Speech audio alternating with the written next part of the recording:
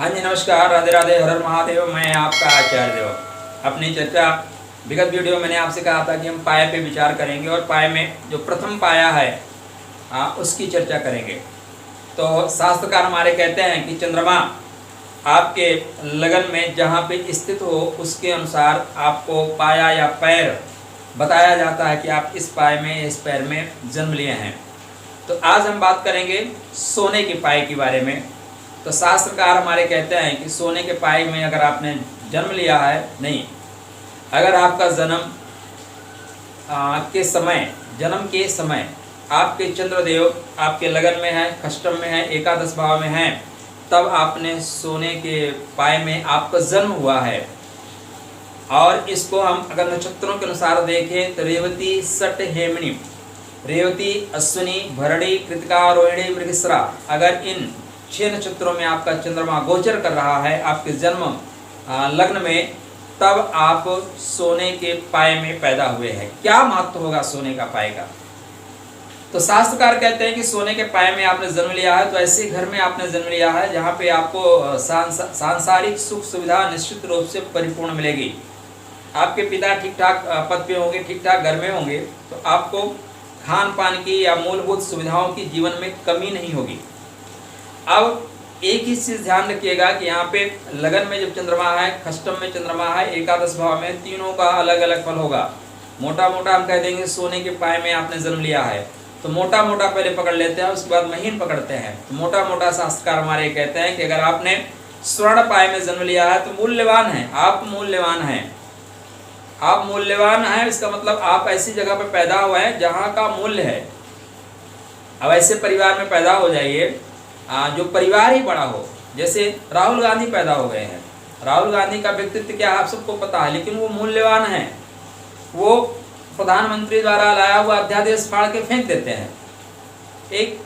वो किसी भी मंत्री की बातों को डिस्कनेक्ट कर सकते हैं, कहीं पे भी कोई बात बोल सकते हैं। वो प्रधानमंत्री को तू मैं करके बोल सकते हैं, लेकिन मीडिया उसको हाईलाइट करती है क्योंकि वो ऐसे स्थान पे पैदा हुए हैं।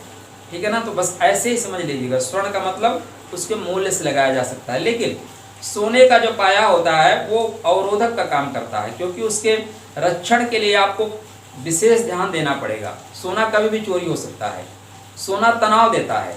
आप सोना रख के देखिए, 1 किलो रख लीजिए, 500 ग्राम रख लीजिए, आपको हरदम डर लगा रहेगा। रोड पे जाओगे लोग छीन लेंगे, आपके पास ज़्यादा है आप छीनने नहीं दोगे, लोग मार देंगे।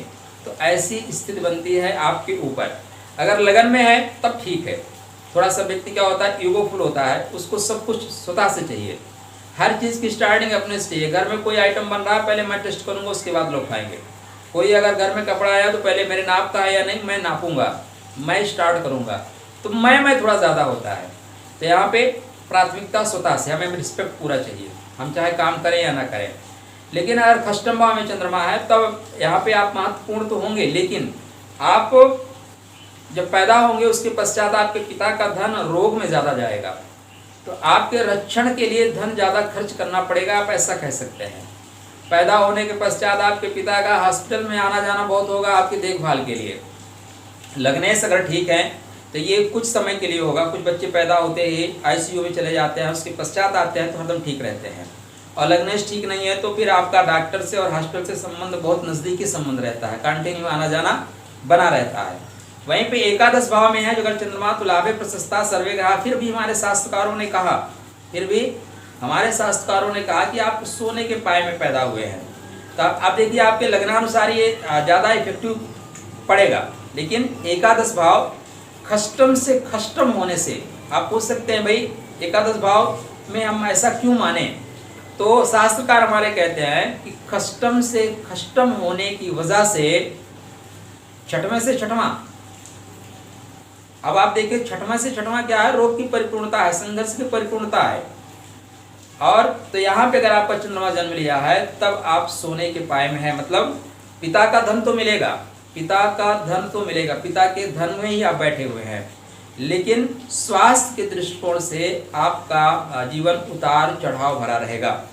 तो ये सोने के पाए में अगर आपने जन्म लिया है तो ये थोड़ा सा आपके अंदर रहेगा, आपके अंदर ईगो ज़्यादा रहेगा, थोड़ा सा अहंकार ज़्यादा रहेगा, थोड़ा सा सर्वप्रथम मैं की भावना अधिक रहेगी। क्योंकि आपके अंदर उस तत्व की अधिकता है। सोना सोना है भाई, सोने का कोई जोड़ नहीं है।